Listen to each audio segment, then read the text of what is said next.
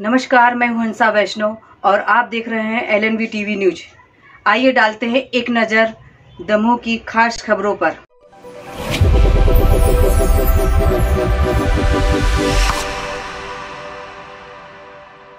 नमस्कार, स्वागत है आपका। मैं हूं डॉक्टर LN वैष्णव। वीरांगना रानी अवंतीबाई लोधी के त्याग और बलिदान को कौन नहीं जानता। उन्होंने राष्ट्र के लिए अपने प्राणों की आहुति दे दी।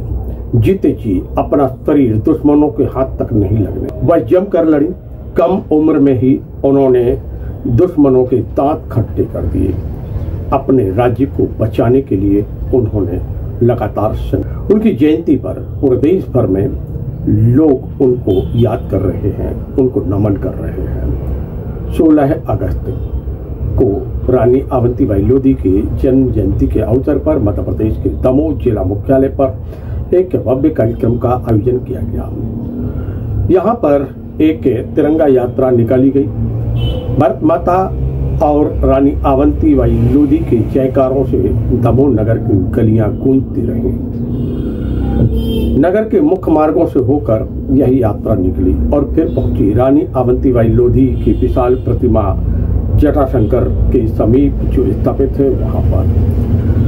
रानी अवंतीबाई लोधी की प्रतिमा पर पुष्प अर्पित किए गए और उनकी शहादत को याद किया गया। उनके त्याग और बलिदान को सभी ने याद किया। मंची कार्यक्रम भी हुआ। कार्यक्रम में एक नृत्य नाटिका प्रस्तुत की गई। जीवंत रूप से आदमी को यहाँ पर याद दिला रही थी, यानी यहाँ पर उपस्थित लोगों को याद दिला रही थी रानी अवंतीबाई लोधी के यह नाटिका। कार्यक्रम के मुख्य अतिथि थे दमोह के सांसद राहुल सिंह लोधी तथा मध्य प्रदेश सरकार के पर्यटन, संस्कृति और धर्म से मंत्री धर्मेंद्र सिंह लोधी। कार्यक्रम में दमोह के विधायक जयंत कुमार मलैया, हटा विधायक उमा देवी खटीक और नरेंद्र बजाज, इनके साथ में अनेक गणमान्य नागरिक उपस्थित हुए। लोधी समाज के जिले के अध्यक्ष हकम सिंह लोधी और अनेक वक्ताओं ने अपने विचार रखे। कार्यक्रम में किस प्रकार प्रस्तुति हुई और क्या कहा वक्ताओं ने, आइए सुनते।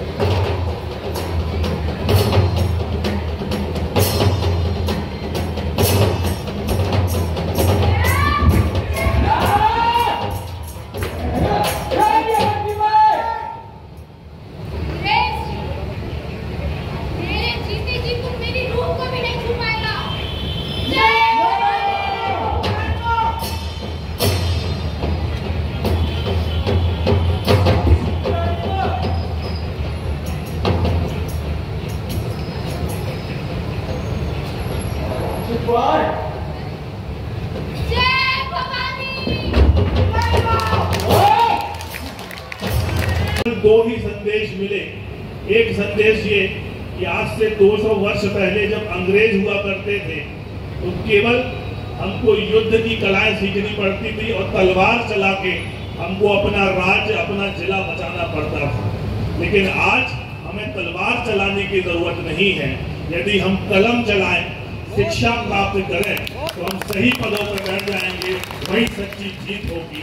और एक दूसरी चीज और मैं आपको बताता हूँ कि बहुत से लोग मुझसे चर्चा करते हैं कि भाई साहब लोधी समाज का कार्यक्रम है, लोधी समाज का कार्यक्रम है, रानी अवंतीबाई हमारी महापुरुष हैं, लेकिन जब रामगढ़ में रानी अवंतीबाई ने अंग्रेजों से लड़ा था, क्या नाम से युद्ध लड़ा था, तो उस समय आदिवासी भी होंगे, उस समय हमारे दलित वर्ग के लोग भी होंगे, उस समय ब्राह्मण भी होंगे और सभी जातियां उसमें सम्मिलित होंगी। जब वो सेना बनी होगी और उस सेना के सेनापति के रूप में रानी अवंतीबाई ने वो युद्ध लड़ा है, तो जब कोई भी आयोजन हो उसमें सर्व समाज और सर्व वर्ग के लोगों का होना जरूरी रहता है, क्योंकि जिस जाति जिस वर्ग से वीरांगना और महापुरुष आते हैं, उस जाति और उस वर्ग के लोग यदि तारीफ करें तो वो तारीफ मानी नहीं जाती। यदि सर्व समाज और सर्व जाति के लोग आपके महापुरुष को स्वीकारें और उसकी मंच से तारीफ करें तो यह सार्थक होता है और ये माना जाता है कि वो किसी जाति के लिए नहीं, पूरे देश के लिए लड़ी है। ऐसी वीरांगना रानी अवंतीबाई के चरणों में मैं नमन करता हूँ। पूरे देश में रानी अवंतीबाई लोधी के नाम से ये गौरव गाथा प्रचलित है और आने वाले समय में ये गौरव गाथा और भी आगे जाए, इसके लिए निरंतर हम प्रयास करेंगे, क्योंकि शहीद कभी किसी एक जाति और समाज के नहीं होते। शहीद जो है पूरे देश के लिए उन्होंने बलिदान किया होता है। और अभी आपने नाटिका देखी कि जब रानी अवंतीबाई ने युद्ध किया तो उनके साथ आदिवासी सैनिक, किसान, मजदूर, सब वर्ग के लोगों ने रानी अवंतीबाई का सहयोग किया और उन्होंने अंग्रेजों के दांत खट्टे करने का काम किया। तो ये गाथा दिगंतर तक फैले और कहा भी गया है कि शहीदों की चिताओं पर लगेंगे हर वर्ष मेले, वतन पे मरने वालों का यही बाकी निशान। स्मृति का अभिनंदन करें जो हमारी रानी अवंतीबाई, मां रानी अवंतीबाई के जीवन पर आधारित। सूर्य प्रताप सिंह बोले भारत माता की।